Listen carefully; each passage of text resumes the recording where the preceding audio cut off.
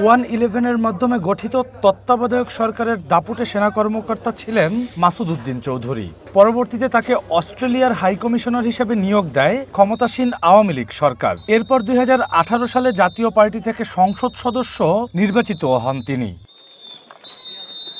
23 March মধ্যরাতে তাকে গ্রেপ্তার করে ঢাকা মহানগর গোয়েন্দা পুলিশ। এর 2 দিন পর গ্রেপ্তার হন ডিজিএফআই এর সাবেক মহাপরিচালক শেখ মামুন খালেদ। চিফ মেট্রোপলিটন আদালতের আদেশে পুলিশের হেফাজতে তাদের জিজ্ঞাসাবাদ চলছে।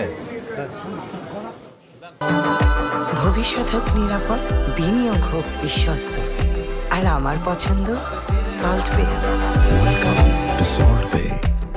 এরই মধ্যে তাদের বিরুদ্ধে মানবতাবিরোধী অপরাধের অভিযোগ তুলে গ্রেপ্তারের আবেদন করে আন্তর্জাতিক অপরাধ ট্রাইব্যুনালের প্রসিকিউশন। পরিপ্রেক্ষিতে আন্তর্জাতিক অপরাধ ট্রাইব্যুনাল 2-এ মাসুদ উদ্দিন চৌধুরীকে জুলাই অভ্যুত্থানে ফেনীর একটি হত্যা মামলায় গ্রেপ্তার দেখানো হয়, আর ডিজিএফআই এর সাবেক মহাপরিচালক শেখ মামুন খালেদকে গুমের মামলায় গ্রেপ্তার দেখানো হয়। এই 2 শীর্ষ সামরিক কর্তাকে 7 এপ্রিল হাজির করার নির্দেশ দিয়েছে ট্রাইব্যুনাল।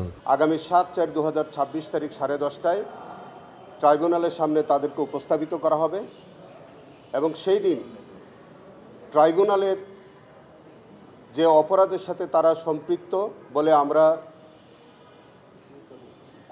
আমরা যে তদন্ত সাপেক্ষে যে অভিযোগ আসবে সেখানে তাদেরকে সরে রেস্ট করা হবে এবং তাদের বিরুদ্ধে ট্রাইব্যুনাল আমাদের প্রসিকিউশনের পক্ষ থেকে যথাযথ তদন্ত সাপেক্ষে আমরা আশা করি তাদের বিরুদ্ধে বিচারের সম্মুখীন আমরা করতে পারব এবং আমরা বিশ্বাস করি যে এই দুষ্কৃতিকারীদের আমাদের এই ট্রাইব্যুনালের মাধ্যমে তাদের উপযুক্ত শাস্তি হওয়া প্রয়োজন, যাতে ভবিষ্যতে আর এরকম কোনো সরকারি দায়িত্বে থেকে কোনো কর্মকর্তা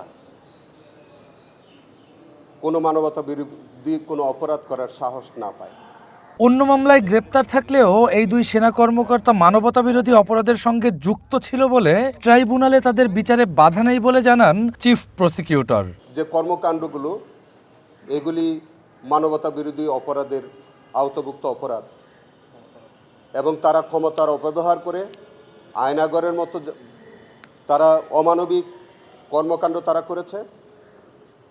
1/11 মতো আপনারা জানেন যে সেফ হাউসের মতো জায়গা সৃষ্টি করে সেখানে মানুষকে ধরে নির্যাতন করেছে, তারা গুম করেছে, তারা খুন করেছে। এইরকম অসংখ্য অভিযোগ তাদের বিরুদ্ধে ইতিমধ্যে আমাদের কাছে আসছে।